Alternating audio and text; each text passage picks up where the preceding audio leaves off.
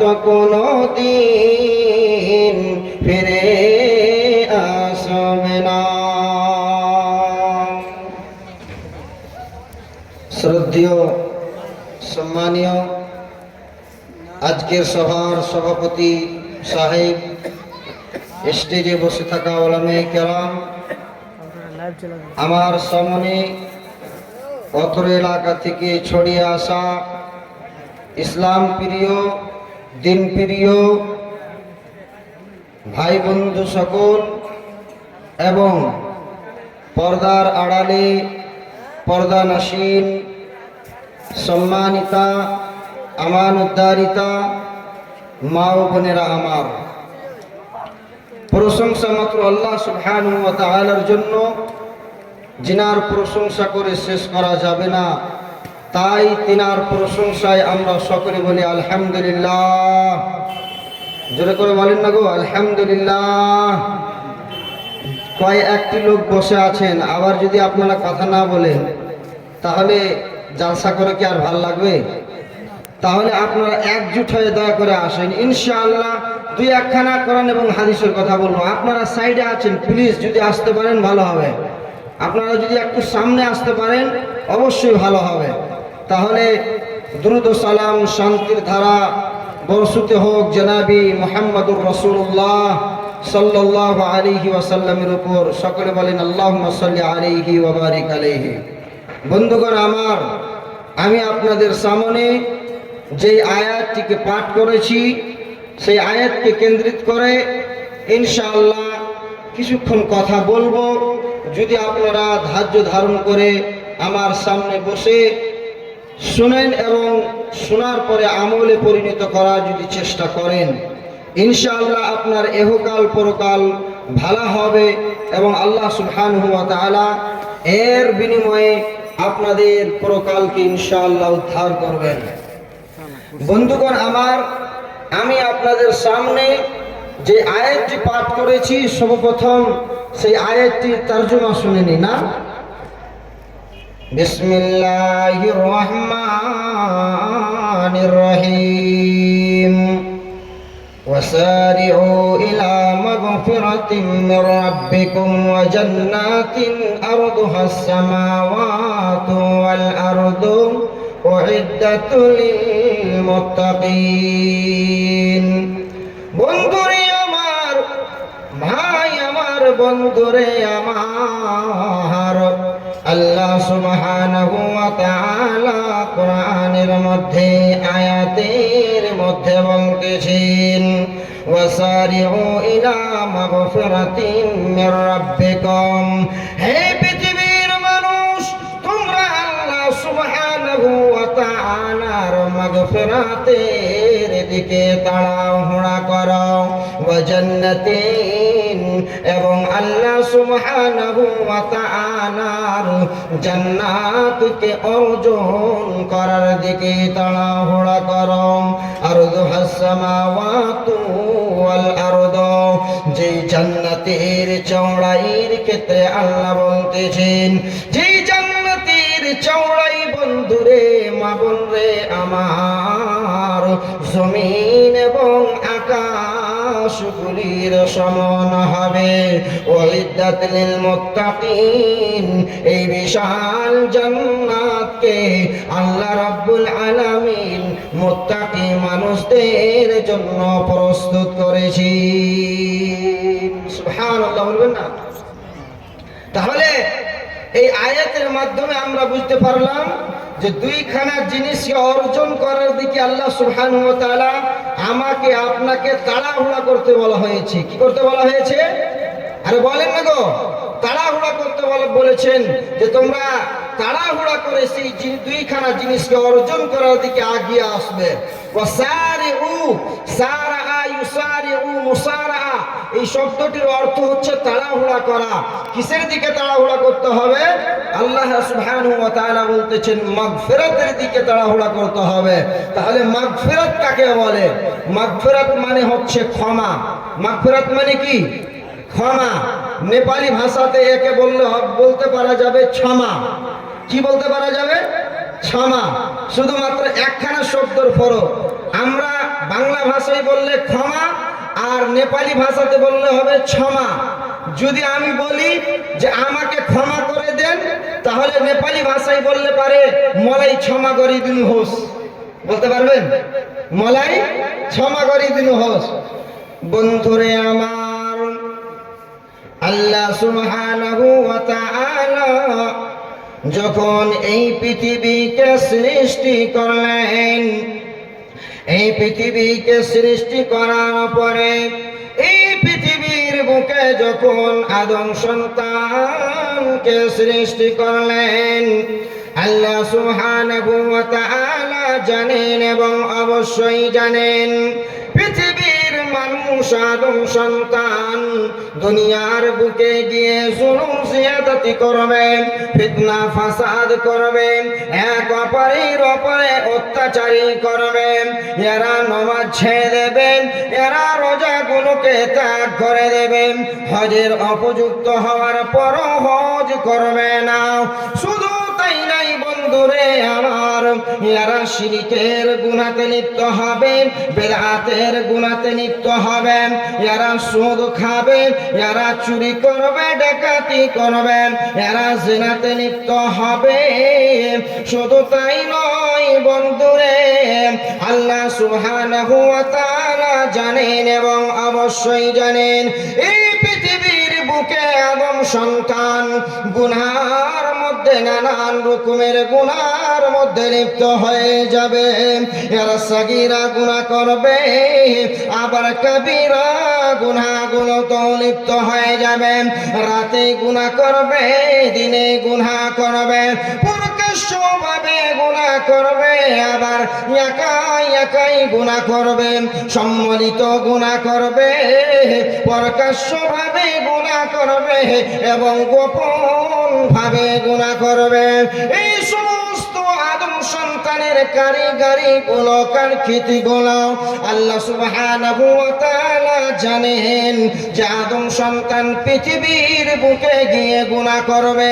ওই সমস্ত গুনাহগুলো থেকে আদম সন্তানকে মুক্তি দেওয়ার জন্য, নাজাত দেওয়ার জন্য একখানা অপশন আল্লাহ সুবহানাহু ওয়া তাআলা রেখে দিয়েছেন। যে অপশনটির নাম হচ্ছে মাগফিরাত। এই মাগফিরাতের দিকে বন্ধুরে আমাকে আপনাকে তাড়াহুড়া করে করতে বলা হয়েছে। হ্যাঁ পৃথিবীর মানুষ আদম সন্তান, তুমি গুনাহে লিপ্ত হয়েছ, কোনো টেনশনের কথা নয়। তুমি চিন্তা করো না, তুমি চিন্তা করো না। আদম সন্তানের বৈশিষ্ট্য হলো যখন তার মাধ্যমে গুনাহ সাদির হয়ে যাবে, সেই যখন গুনাহতে লিপ্ত হয়ে যাবে, তখন সেই গুনাহ থেকে ফিরে আবার আল্লাহর দিকে রুজু করে নেবে। এই জন্য বিশ্বনবী, দয়ার নবী, মায়ার নবী জনাবে মুহাম্মদ রাসূলুল্লাহ সাল্লাল্লাহু আলাইহি ওয়াসাল্লাম তিনি বলতেছেন, কুল্লু বনি আদম খাত্তাউন। যত আদম সন্তান পৃথিবীর বুকে রয়েছে, সকল আদম সন্তান খাতাকার, গুনাহগার। কিন্তু আবার এই খাতাকার, গুনাহগার আদম সন্তানের মধ্যে বন্ধুরে ওই আদম সন্তানটি ভালো, যে গুনাহ করার পরে আবার আল্লাহর দিকে ফিরে যাবে, তওবা করে নিজের গুনাহকে মুছে নেবে। এই ব্যাপারে আল্লাহ তাআলা বলতেছেন যে কুল্লু ইবনে আদম খাত্তাউন ওয়া খায়রুল খাত্তাইনা আত-তাওয়াবুন। প্রত্যেকটা আদম সন্তানের কাছ থেকে গুনাহ হবে, এটা কথা কি স্বাভাবিক। গুনাহ হতে পারে, কিন্তু যেই ব্যক্তিটি গুনাহ করার পরে আবার আল্লাহর নিকটে ফিরে যাবে, তাহলে সেই মানুষটা কি হবে? সবচেয়ে ভালো মানুষ হবে। বন্ধুরে আমার, শুধু তাই নয় যে সেই মানুষটা ভালো হবে, বরং আল্লাহ সুবহানাহু ওয়া তাআলা এই সব মানুষদের ক্ষেত্রে বলতেছেন, ইন্নাল্লাহা ইউহিব্বুত তাওয়াবিনা ওয়া ইউহিব্বুল মুতাতাহহিরিন।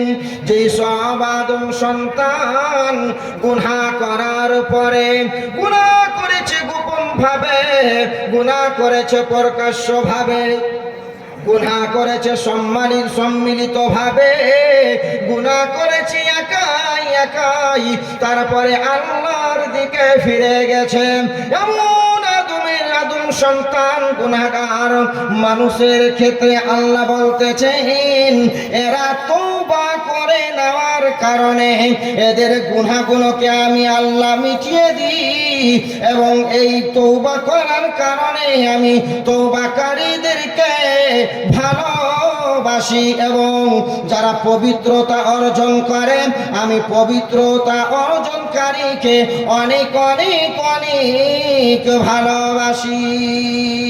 সুবহানাল্লাহ বলবেন না? বন্ধু আমার, গুনাহ হয়েছে আপনার দ্বারাই আমার দ্বারাই, কিন্তু গুনার পরে আমাকে আপনাকে ফিরে যেতে হবে কোথায়? আল্লাহর নিকটে ফিরে যেতে হবে। বন্ধুরে আমার, বিশ্বনবী দয়ার নবী মায়ার নবী জনাবি মুহাম্মদুর রাসূলুল্লাহ সাল্লাল্লাহু আলাইহি ওয়াসাল্লাম তিনি বলতেছেন, ওয়াল্লাহি আল্লাহর কসম, ইন্নী লা আস্তাগফিরুল্লাহ ওয়া আতুবু ইলাইহি ফিল ইয়াউমি আকসারা মিন 70 মাররাতান। আল্লাহর কসম বন্ধুরে, বিশ্বনবী বলতেছেন আমি স্বয়ং নবী মুহাম্মদ দিনের বেলায় দিনে 70 বার থেকে অধিক তওবা ইস্তেগফার করি। শুধু তাই নয় বন্ধুরে, আরো একটু আগে বাড়েন, বিশ্বনবী আরো প্রকাশ্য করে বলতেছেন, ইয়া আইয়ুহান নাস, হে পৃথিবীর মানুষ, তুবু ইলাল্লাহি ওয়াস্তাগফিরুহু, তোমরা আল্লাহর নিকটে তওবা করো এবং আল্লাহর নিকটে তোমরা ইস্তেগফার করো। কেন কেন কেন তোমরা জানো? ইন্নী লা আস্তাগফিরুল্লাহ ওয়া আতুবু ইলাইহি ফিল ইয়াউমি 100 মাররাতান। আমি স্বয়ং নবী মুহাম্মদ দিনের বেলায় একদিনে 100 বার ইস্তেগফার করি। কয়বার? 100 বার। তাহলে এর পূর্বের হাদিসে বলা হলো যে আকসারা মিন 70 মাররা, আর এই হাদিসে বলা হচ্ছে যে 100 মাররা। মানে যদি আপনি সাধারণভাবে দেখেন তো বুঝতে পারা যাবে যে কোনো একটা তাকরার আছে, এদের মধ্যে তাজাদ আছে, কিন্তু বাস্তবে এদের মধ্যে কোনো তাজাদ নাই। মুহাদ্দিসিনে কেরামগণ বলতেছেন যে বিশ্বনবী সাল্লাল্লাহু আলাইহি সাল্লামের এই কথাকে আকসারা মিন 70 মাররা মানে 70 বার থেকে অধিক আমি একদিনে তওবা করি, আবার অন্য হাদিসে যে আছে 100 বার আমি তওবা করি, এই কথাগুলোকে বিশ্বনবী সাল্লাল্লাহু আলাইহি সাল্লাম যে দিনের বেলায় তওবা করতেন, ইস্তেগফার করতেন, তো বিশ্বনবী সাল্লামের অনেক অনেক তওবাকে বর্ণনা করার জন্য নিয়ে আসা হয়েছে যে একবার দুবার 70 বারে 100 বার তওবা করে ইস্তেগফার করে বিশ্বনবী বাস করতেন না, বরঞ্চ বিশ্বনবী সাল্লাম তওবা করতেন, তওবার কোনো লিমিটেশন থাকতো না। সুবহানাল্লাহি ওয়া বিহামদিহি। বন্ধুরে আমার, একটু কল্পনা করে দেখেন তো, যে নবী মুহাম্মদ সাল্লাল্লাহু আলাইহি ওয়াসাল্লাম জিনার আগের গুনাহ মাফ, পিছের গুনাহ মাফ, জিনার গুনার কোনো চিহ্নই নাই, যে নবী মুহাম্মদের ক্ষেত্রে আল্লাহ সুবহানাহু ওয়া তাআলা জিনার আগের গুনাহগুলোকে মাফ করে দিয়েছেন, পিছের গুনাহগুলোকে মাফ করে দিয়েছেন, সেই নবী মাসুম বলতেছেন আমি একদিনে 100 বার তওবা ইস্তেগফার করি। তাহলে আপনি নিজের হৃদয়ের মধ্যে একটু হাত রেখে বলেন তো, আমরা দিনের বেলায় কত রকমের গুনাহ করি না? গুনাহ করে করে আমাদের অন্তরটা মনে হয় কালো পাথর হয়ে গেছে।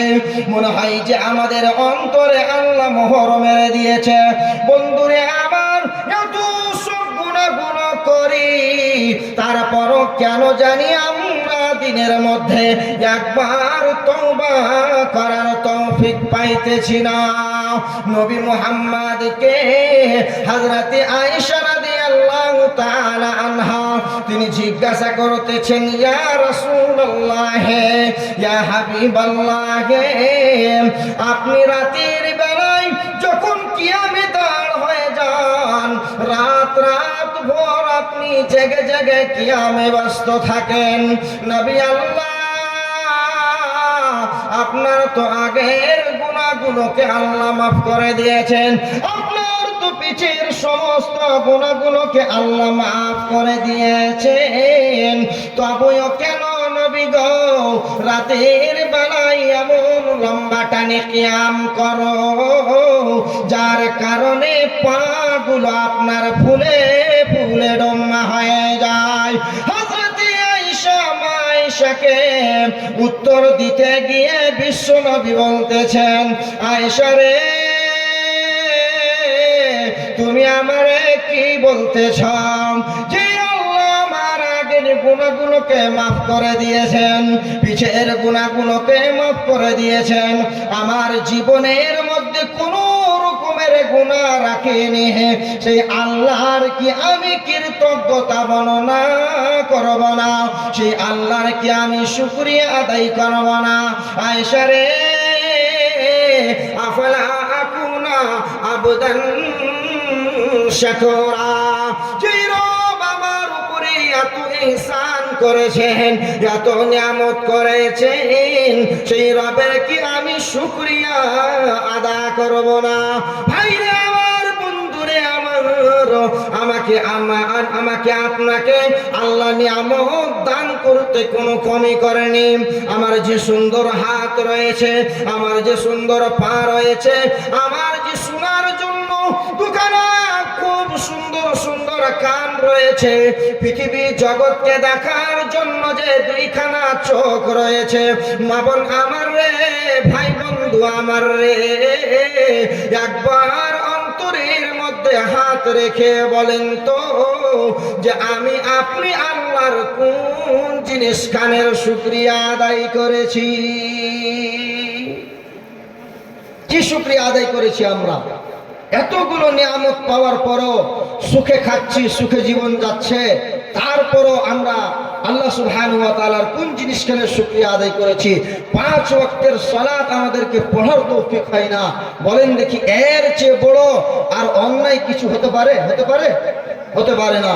বন্ধুরে আমার, আপনাদের সামনে আমি তওবার ব্যাপারে বলতেছিলাম, মাগফিরাতের ব্যাপারে বলতেছিলাম। বন্ধুরে, মা বোনরে আমার, মনোযোগ লাগিয়ে শুনবেন, যেহেতু আপনারা এই মজলিসে শোনার জন্য এসেছেন, ঠিক ওই একটা মানুষ আপনারা বেঁচে আছেন, আপনারা গল্পতে ব্যস্ত হয়ে যায়েন না, এদিক ওদিকে নিজের কাজে কর্মে ব্যস্ত হয়ে যায়েন না। বন্ধু, মা বোন আমার রে, আপনার জীবনটা এত গুনাহতে লিপ্ত হয়েছে, আপনি নিজের জীবনে এত গুনাহ করেছেন, যেই গুনাহর কারণে আপনি আল্লাহর রহমত থেকে বঞ্চিত হয়ে গেছেন। আপনি মনে হয়তো অন্তরে ভাবতেছেন যে আমি গুনাহ করে নিজের অন্তরে সিদলা ফেলে নিয়েছি, কেমন করে আমি আল্লাহর নিকটে যাব? এই যে আল্লাহ সুবহানাহু ওয়া তাআলা আমাকে একখানা জীবন 40 বছরের দিয়েছে, 60 বছরের দিয়েছে, তার মধ্যে আমি গুনাহ করে 30 বছর কাটিয়ে দিয়েছি, কেমন করে আমি আল্লাহর নিকটে ফিরে যাব?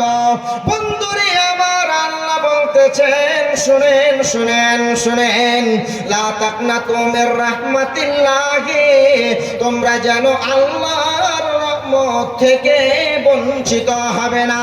আল্লাহর উপরে বিশ্বাস করার সাথে আল্লাহর নিকটে তওবা করেন, সেই রব আপনার সমস্ত গুনাহগুলোকে মাফ করে দেবেন।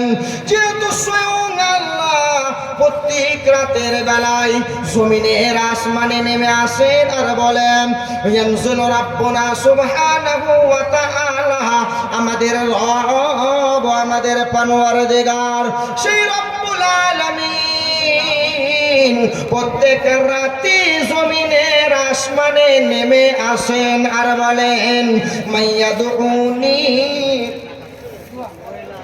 মাশাআল্লাহ, আল্লাহ গো, মহিলা পক্ষ থেকে আমার একজন মা রব্বুল আলামিন একখানা চাঁদির আংটি দিয়ে গেছে। আল্লাহ, হে রব্বুল আলামিন, তুমি তার এই চাঁদিকে আল্লাহ তুমি গ্রহণ করে নেবে, যেই উদ্দেশ্যে যেই নিয়াতে দিয়েছে দান, হে রব্বুল আলামিন তিনার উদ্দেশ্যকে তুমি পূর্ণ করে দেবেন। হে অন্তর্গামী রব, তুমি তো সবারই দানগুলোকে কবুল করাও, তুমি তো একাই তার নেকি দিতে পারবেন। তাই তোমার কাছে বলি রব্বুল আলামিন, এই মসজিদের নামে যেই সমস্ত মা আমার, বোন আমার, যেই সমস্ত ভাই বন্ধু আমার দান দিতেছে, তিনার দানগুলোকে রব্বুল আলামিন তুমি সকলে গ্রহণ করে নেবে। তাই ভাই আমার, বন্ধু আমার রে, আমি বলতেছিলাম মাইয়াদুনি, প্রত্যেক রাতে আল্লাহ নিচু আসমানে নেমে আসেন আর বলেন মাইয়াদুনি, কে আমাকে ডাকতেছে, ফাস্তাজিবা লাহু, আমি তার দোয়াকে কবুল করে নেব, আমি তার ডাকের সাড়া দেব। সুবহানাল্লাহ বলেন না। প্রত্যেক রাতে, শেষ রাতে আল্লাহ সুবহানাহু ওয়া তাআলা নিচু আসমানে আসেন আর কি বলেন মাইয়াদউনি ফাস্তাজিবা লাহু, কে পৃথিবীর মানুষ আমার বান্দা ছোরে যে আমাকে ডাকতেছ, ওজুর ঋণে কাঁদতেছ, আমার কাছে দোয়া করতেছ, বলতেছ রব আমি বালা মুসিবতে পড়ে গিয়েছি, আমাকে উদ্ধার করে দাও। আল্লাহ বলতেছেন ফাস্তাজিবা লাহু, আমি তার দোয়াকে কবুল করে নিই। মাইয়াস্তাগফিরুনি ফাগফির লাহু, আল্লাহ বলতেছেন কে এমন আছে যে নিজের গুনাহকে আমি আল্লাহর কাছে নিয়ে উপস্থিত হয়েছে আর বলছে আল্লাহ আমার রব, আমি অনেক গুনাহ করেছি, গুনার কোনো সীমানা আমার কাছে নাই। আমি জিনা করেছি, আমি চুরি করেছি, আমি ডাকাতি করেছি, আমি সুদ খেয়েছি, আমি বিয়াজ খেয়েছি, ওই সব গুনাহগুলোকে নিয়ে আল্লাহ গো আমি আজকে তোমার সামনে উপস্থিত হয়েছি। আল্লাহ বলতেছেন কে এমন করে আমার কাছে আইছে, আবার আমার কাছে বলতেছে আর আমার কাছে কেঁদে কেঁদে তওবা করতেছে, ফাগফির লাহু, আমি তার দোয়াকে তাকে আমি মাফ করে দেব। আল্লাহ রাব্বুল আলামিন একজন বেনামী 800 টাকা দিয়েছে দান। হে রাব্বুল আলামিন তুমি এই দানকে সকলে কবুল করো, আল্লাহ তুমি তার মনের উদ্দেশ্যকে পূর্ণ করো, আমিন সুম্মা আমিন। আল্লাহুম্মা সাল্লি আলাইহি আল্লাহুম্মা বারিক আলাইহি। তাহলে বলতেছিলাম বন্ধুগণ, আপনি অনেক গুনাহ করেছেন। কত গুনাহ করেছেন বলেন তো? কত গুনাহ করেছেন? কোনো সীমা নাই, কোনো সীমা, there is no limitation of your sin, কোনো আপনার গুনার সীমা নাই। এত গুনাহ করেছেন, রাতে গুনাহ, দিনে গুনাহ, গোপন ভাবে গুনাহ, হর এক রকম করে আপনি গুনাহ করেছেন। গুনাহ করে করে, গুনাহ করে করে আপনি আকাশ পর্যন্ত পৌঁছে দিয়েছেন, তাই না? শুনেন বন্ধুগণ, যারা অনেক গুনাহ করেছেন, গুনাহ করে করে, গুনাহ করে করে আপনার কোনো জায়গা খালি নাই, আপনার নামায় আমল খালি নাই, এমন মানুষদের জন্য আল্লাহ সুবহানাহু ওয়া তাআলা বলতেছেন। তাহলে এই কথাটি আল্লাহ কোরআনে বলতেছে না, বরং হাদিসে কুদসির মধ্যে বলতেছেন ইবনা আদমা, হে আদম সন্তান, মা দাউতানি ওয়া রাজাউতানি, যতদিন পর্যন্ত তুমি আমি রবকে ডাকতে থাকবে, আমি রবকে তুমি ডেকে ডেকে রবকে তুমি সাক্ষ্য বানাইতে থাকবে এবং রবের কাছে দোয়া করতে থাকবে। ওরা যাওতানি, এবং আমি রব্বুল আলামিনের উপরে যতদিন পর্যন্ত তুমি ভরসা রাখবে, আশা রাখবে, গাফারতু লাকা, আমি তোমার জীবনের সব গুনাহগুলোকে মাফ করে দেব। ওয়ালা উবালি, আল্লাহর চ্যালেঞ্জ শুনো পৃথিবীর মানুষ রে, আল্লাহ বলতেছেন ওয়ালা উবালি, আমি কোনো মিনিস্টারকে দেখে ভয় করি না, আমি কোনো প্রধানমন্ত্রীকে দেখে ভয় করি না, পৃথিবীর সবচেয়ে মালদার মানুষকে দেখে ভয় করি না, পৃথিবীর সবচেয়ে তাকাতোয়ার দেশকে দেখে আমি ভয় করি না। তুমি যেহেতু গুনাহ নিয়ে আমি রবের সামনে উপস্থিত হয়েছ, রবকে নিজের ব্যথা বেদনা প্রকাশ্য করে বলতেছ, খুলে খুলে বলতেছ, আমি রব তোমার, আমি রবের কাছে উপস্থিত হওয়ার কারণে, গুনাহ থেকে মাফি চাওয়ার কারণে সব গুনাহগুলোকে মাফ করে দেব। সুবহানাল্লাহ বলবেন না? আহা, তো আল্লাহ সুবহানাহু ওয়া তাআলা দেখেন কি মহান, যে তিনার কাছে কোনো জিনিসের, আল্লাহ সুবহানাহু ওয়া তাআলাকে কোনো জিনিসের ভয় নাই, এমনকি আল্লাহ সুবহানাহু ওয়া তাআলা আপনার জীবনের সব গুনাহকে মাফ করতে পারেন, পারে না গো? শুধু তাই নয় বন্ধুরে আমার, মাশাআল্লাহ কত দিচ্ছেন? আর কমসে কম বাড়িয়ে দেন, চেটি এখন 500, আগে 1000 টাকা দিয়েছেন, এখন দিলেন 600, আর 100 করে দেন কম করে ইনশাআল্লাহ। মাশাআল্লাহ, জি হ্যাঁ, তাড়াতাড়ি করেন ভাই আমার। শুনবেন আপনারা বক্তব্য ইনশাআল্লাহ, শুনবেন তো? মাশাআল্লাহ, জাযাকাল্লাহ রাব্বুল আলামিন গো, আমার একজন ভাই 600-700 টাকা দিয়েছে দান। হে রব্বুল আলামিন, তুমি এই দানকে সকলে কবুল করো, আল্লাহ গো তার মনের উদ্দেশ্যকে পূর্ণ করো। কত আছে ভাই? 200, আর একটু বাড়িয়ে দিতে পারবে না? একবার সিমেন্ট দুবরা করে দিন, সিমেন্ট ইনশাআল্লাহ। মাশাআল্লাহ, জাযাকাল্লাহ। আরো একজন ভাই আল্লাহ গো 200 টাকা এবং সাথে সাথে 1 বস্তা সিমেন্ট। রব্বুল আলামিন, তুমি এই সমস্ত দানগুলোকে কবুল করো, তিনাদের মনের উদ্দেশ্যকে পূর্ণ করো, আমিন সুম্মা আমিন। তাহলে বলতেছিলাম, মানুষ গুনহার তলায় ডোবে, মানুষ মনে করছে আর মনে হয় আমাদেরকে আল্লাহ মাফ করবে না। বন্ধুরে আমার, যে সমস্ত মানুষরা আশাহারা হয়ে গেছেন, তিনাদেরকে আমি আজকে আশা দিতেছি, যে হয়তো আল্লাহ বলেছেন, আল্লাহ শপথ করেছেন, আল্লাহ ওয়াদা করেছেন, আর আল্লাহর ওয়াদা কখনো মিথ্যা হয় না।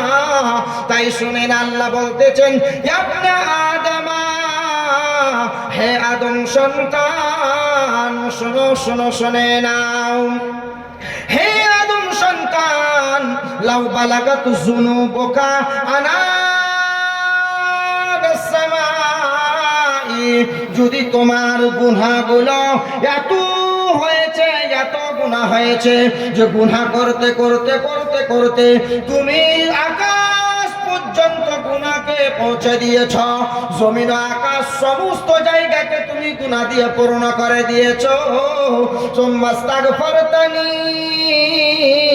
তারপরে তুমি আমি আল্লাহর কাছে ইস্তেগফার করতেছ, গফরতু লাকা, শুনে নাও আমার বান্দারে, আমি তোমার ওই সমস্ত গুনাহগুলো, আকাশ ভরা গুনাহগুলোকে ক্ষমা করে দেব।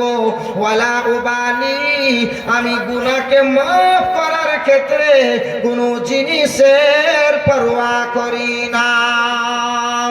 ইবনে আদমা, হে আদম সন্তান, লাউ আতাইতানি বিকুরাবিল আরদি খাতায়া, তুমি এত গুনাহ করেছো, এত গুনাহ করেছো, গুনাহ করার কারণে পুরো পৃথিবীটাকে তুমি বোঝ করে দিয়েছো গুনাহ করে করে।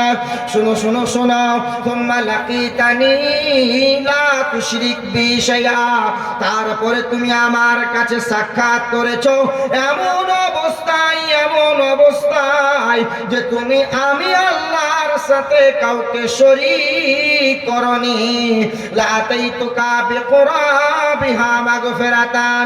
শুনো বন্ধুগণ, শুনে নাও, আল্লাহ বলতেছেন যদি তুমি এত গুনাহ করেছো যে জমিন ভরে দিয়েছো, আর এই সমস্ত গুনাহগুলোকে নিয়ে আল্লাহর নিকটে উপস্থিত হয়েছো আর বলছো রব আমি এত গুনাহ করেছি গো, পুরা জগৎকে আমি কালো করে দিয়েছি, কিন্তু আমি জীবনের মধ্যে কখনো তোমার সাথে শিরকের মতন গুনাহ করিনি।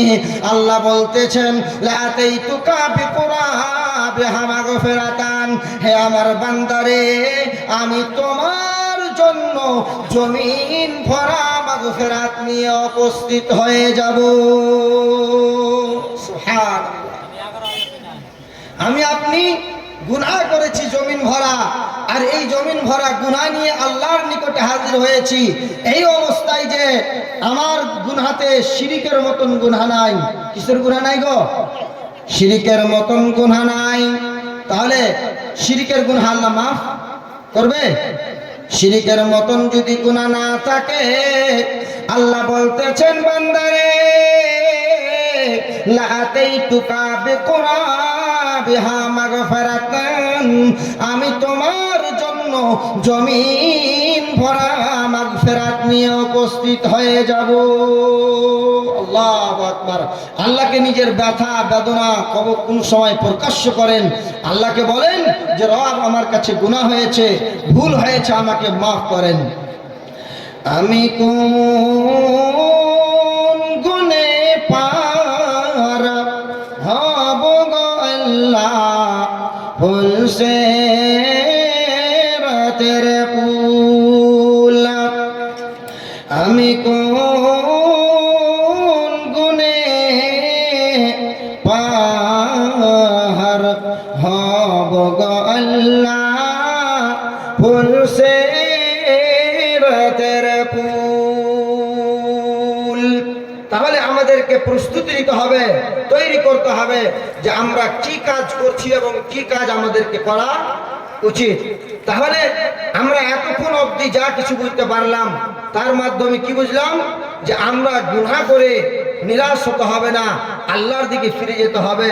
আদম সন্তান গুনাহ করবে এটা বাস্তব, কিন্তু গুনাহ করার পরে একড়ে যাওয়াটাই হচ্ছে ফখরির কাজ, ঘমন্ডির কাজ।